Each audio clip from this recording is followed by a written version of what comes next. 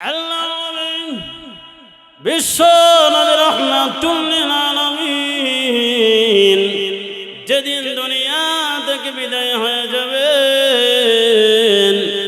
নবীজির হাতের মধ্যে ব্যথা, মাথায় ব্যথা, বুকের মধ্যে ব্যথা।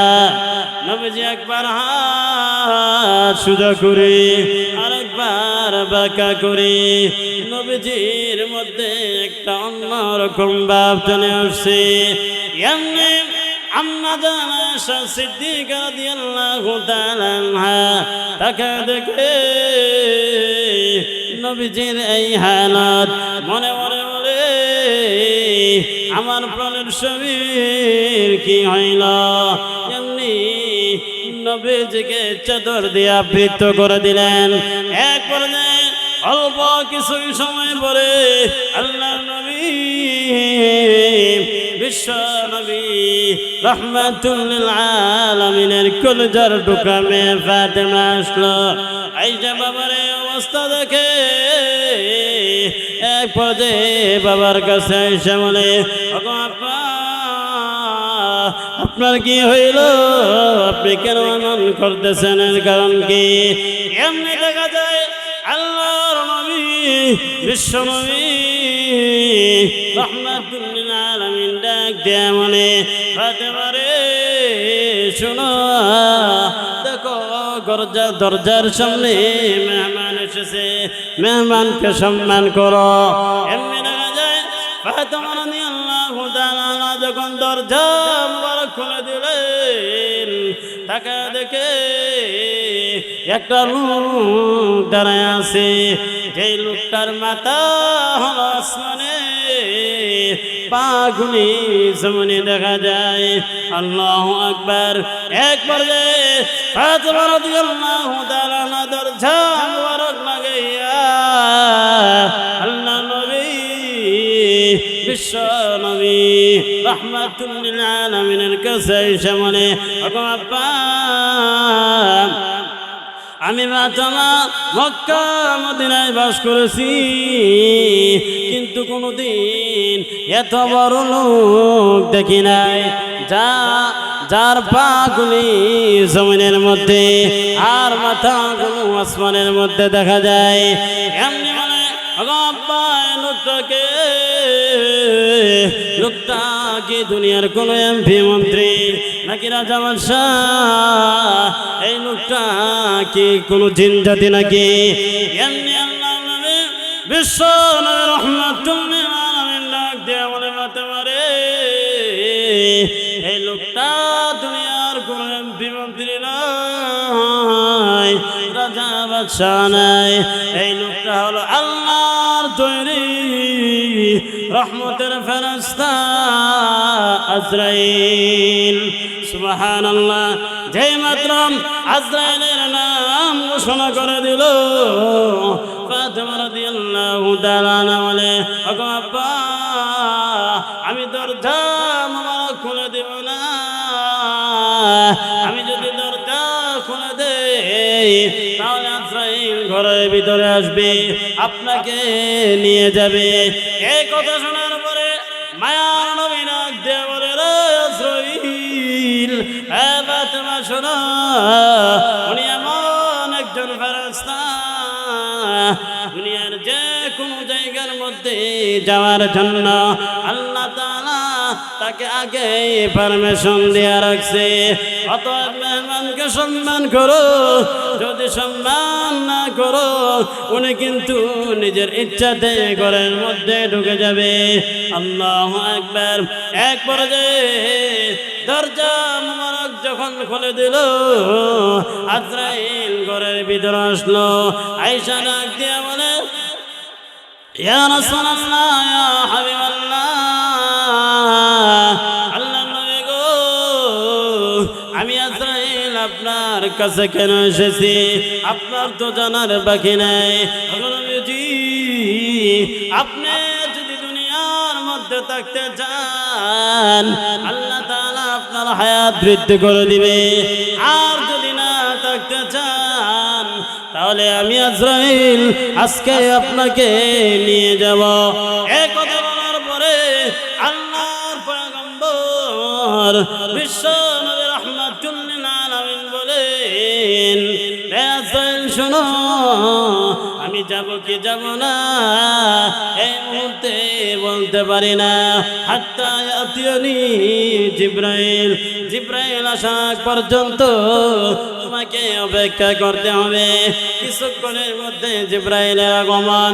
জিবরাইল নবীজির কাছে এসে বলে, ওগো নবীজি, আমি কিন্তু আপনার কাছে এমনি এমনি আসি নাই, আল্লাহর পক্ষ থেকে একখানা কোরআনের আয়াত নিয়ে এসেছি। সুবহানাল্লাহ। এই বাংলাদেশের মধ্যে ঘরে ঘরে কোরআনের হাফেজ আছে। এই দেশটা হলো মাওলানা মুফতি সাহেবদের দেশ, মসজিদ মাদ্রাসার দেশ, আলেম ওলামার দেশ।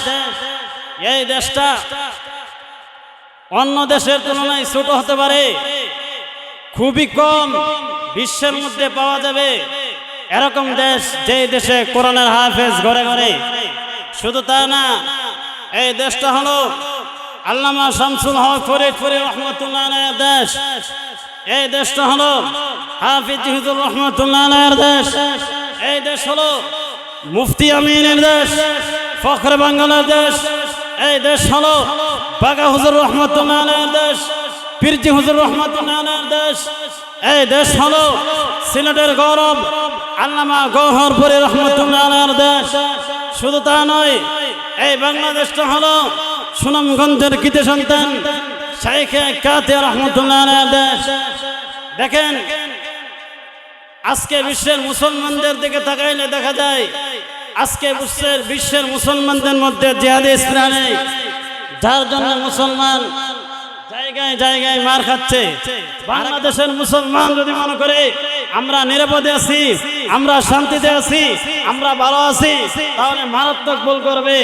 কারণ বাংলাদেশের মুসলমান এখন এমন বিভক্ত হয়ে গেছে, ইসলাম বিদ্বেষীরা বাংলাদেশের মুসলমানদের রক্ত দিয়ে গোসল করার অপেক্ষায় আছে। কারণ হলো আরাকান তো বাংলাদেশে ঢুকতে পেরেছে, আমরা যাব কোথায়? আমাদেরকে পাকিস্তান জায়গা দিবে না, ইন্ডিয়াও জায়গা দিবে না, মিয়ানমারও জায়গা দিবে না। অতএব আমাদের একটাই রাস্তা, বঙ্গোপসাগরে পড়তে হবে। অতএব মুসলমান যদি এক না হতে পারে, আজকে সামনে আমাদের কপালে খুবই দুর্গতি আছে। যাই হোক, আমার একেবারে অল্প সময় আমি আপনাদের সামনে যে আয়াত তেলাওয়াত করেছি, আল্লাহ বলেন, কুল্লু নাফসিন যায়িকাতুল মাউত। আল্লাহ বলেন, প্রত্যেক প্রাণীকে একদিন মৃত্যুর স্বাদ গ্রহণ করতে হবে, কেউ মৃত্যু থেকে পলায়ন করতে পারবে না।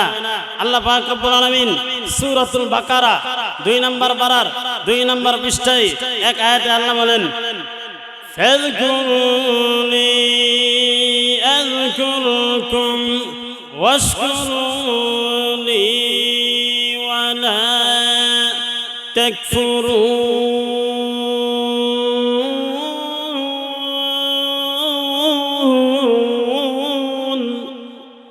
আল্লাহ বলেন, তোমরা যদি আমাকে স্মরণ করো, আমি আল্লাহ তোমাদেরকে স্মরণ করিব।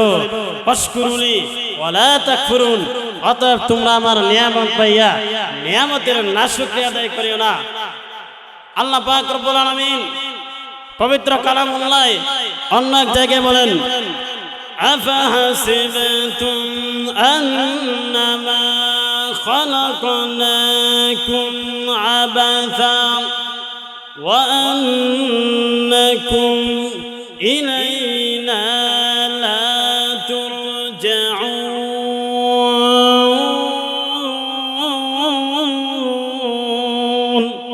আল্লাহ বলেন, হ্যাঁ মানুষ শোনো, তোমরা কি মনে করেছো আমি তোমাদেরকে অযথা অকারণে বানাইছি? না, কেন সৃষ্টি করেছি, কেন বানাইছি? আল্লাহ অন্য জায়গায় বলেন, وما خلقت الجن والإنس إلا ليعبدون।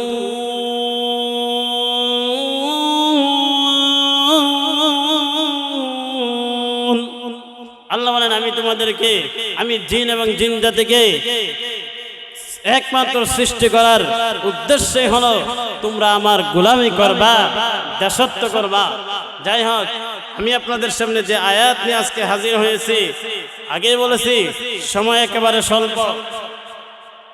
আয়াতে আল্লাহ বলেন, কুল্লু নাফসিন যায়িকাতুল মাউত।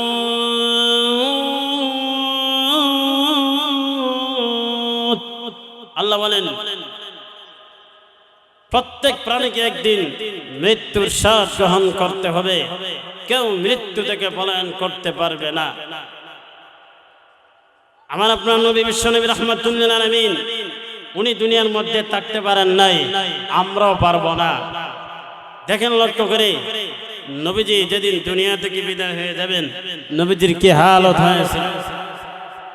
আল্লাহ বলেন, বিশ্ব নবী রাহমাতুল লিল আলামিন যেদিন দুনিয়া থেকে বিদায় হয়ে যাবেন, নবীজির হাতের মধ্যে ব্যথা, মাথায় ব্যথা, বুকের মধ্যে ব্যথা। নবীজি একবার হাত সোজা করে আরেকবার বাঁকা করে, নবীজির মধ্যে একটা অন্যরকম ভাব চলে আসছে।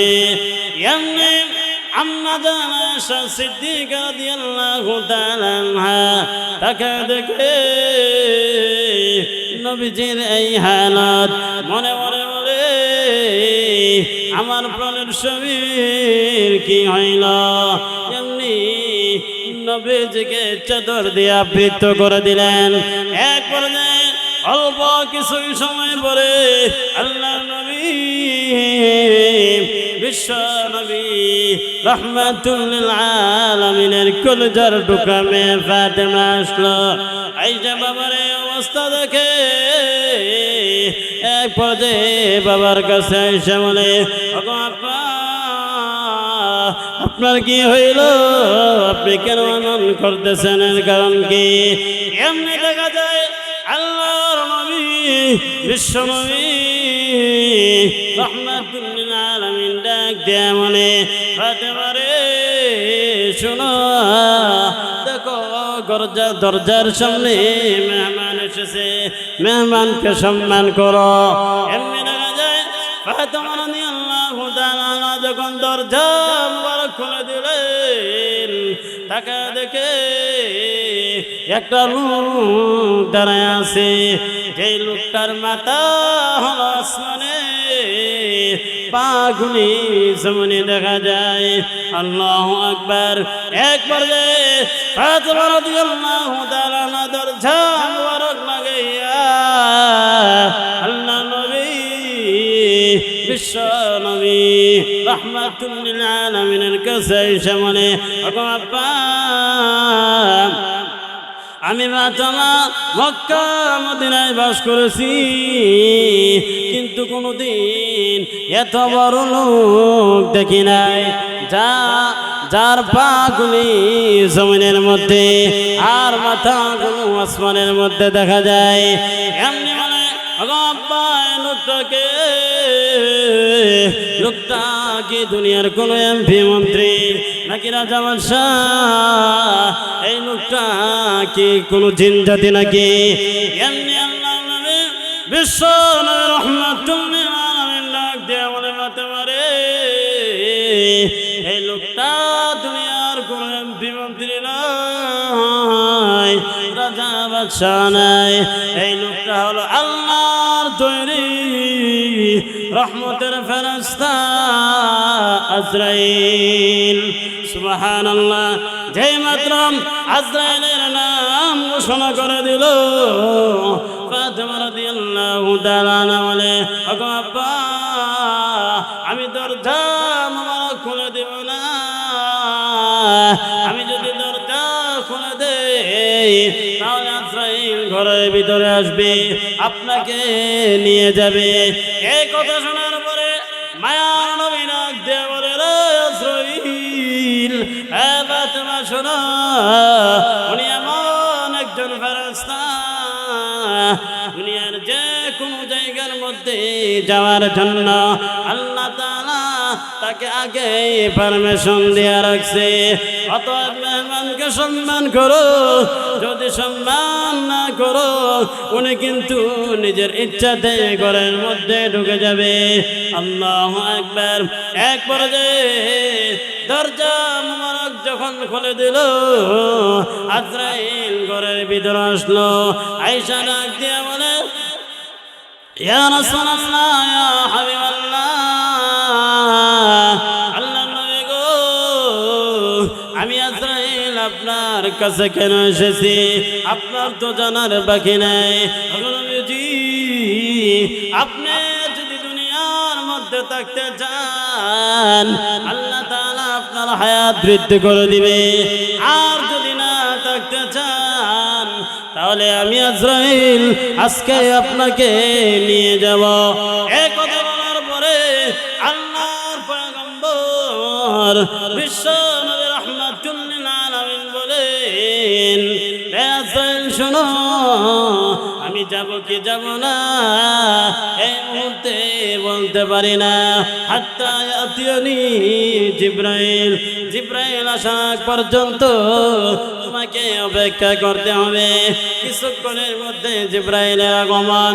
জিবরাইল নবীজির কাছে এসে বলে, ওগো নবীজি, আমি কিন্তু আপনার কাছে এমনি এমনি আসি নাই, আল্লাহর পক্ষ থেকে একখানা কোরআনের আয়াত নিয়ে এসেছি। সুবহানাল্লাহ। নবীজিকে শোনায়া দিলেন, ইন্নাকা মাইতুন ওয়া ইন্নাহুম মাইতুন।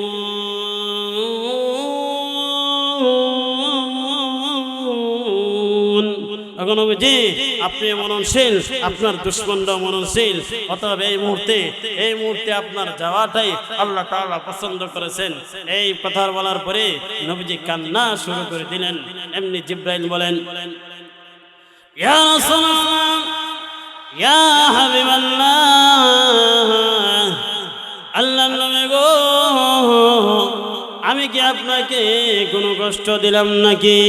আপনি কেন কান্না শুরু করে দিয়েছেন? এর কারণটা কি? আমি বুঝতে পেরেছি। জিবরাইল বলে, ওগো নবীজি, আপনি আপনার নিজের জন্য কান্না করতেছেন, বুঝতে পেরেছি। এরপরও নবী কোনো উত্তর দেয় না। কিছুক্ষণ পরে জিবরাইল বলে, ওগো নবীজি, এইবার বুঝতে পেরেছি আপনি কেন কান্না করতেছেন। আপনি আপনার স্ত্রীদের জন্য কান্না করতেছেন, আপনার স্ত্রীদের জন্য আপনাকে কান্না করতে হবে না। এরপরও নবী কোনো উত্তর দেয় না।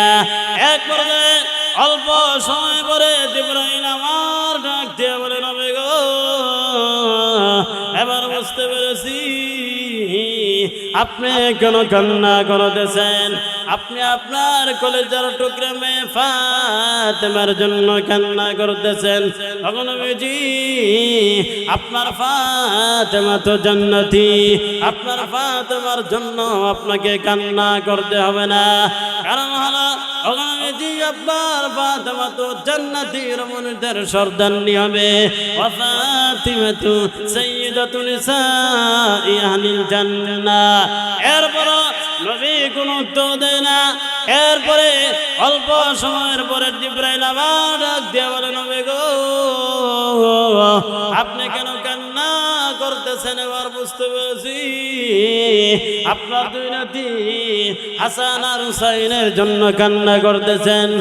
নবীজি, আপনার দুই নাতি হাসান আর হুসাইন তারা তো জান্নাতি যুবকদের সর্দার হবে, তাদের জন্য আপনাকে কান্না করতে হবে না। ওয়াল হাসান ওয়াল হুসাইন সাইয়্যিদা শাবাবি আহলিল জান্নাহ। নবীজি, তাদের জন্য আপনাকে কোনো কান্না করতে হবে না।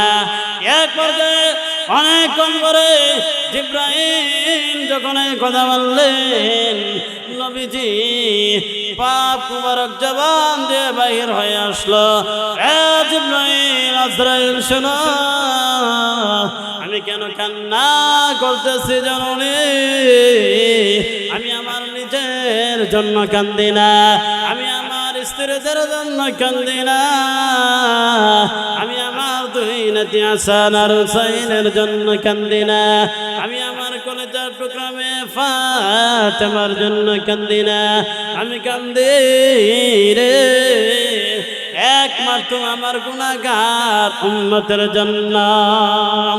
সুবহানাল্লাহ।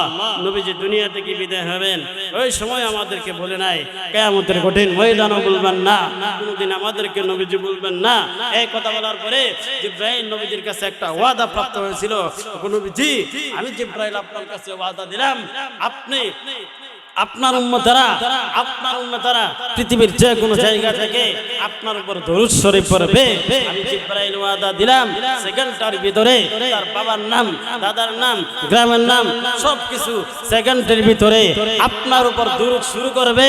দরুদ শেষ হওয়ার আগে তার ঠিকানা আমি জিবরাইল আপনার রওজা মুবারকে পৌঁছাইয়া দিব। সুবহানাল্লাহ।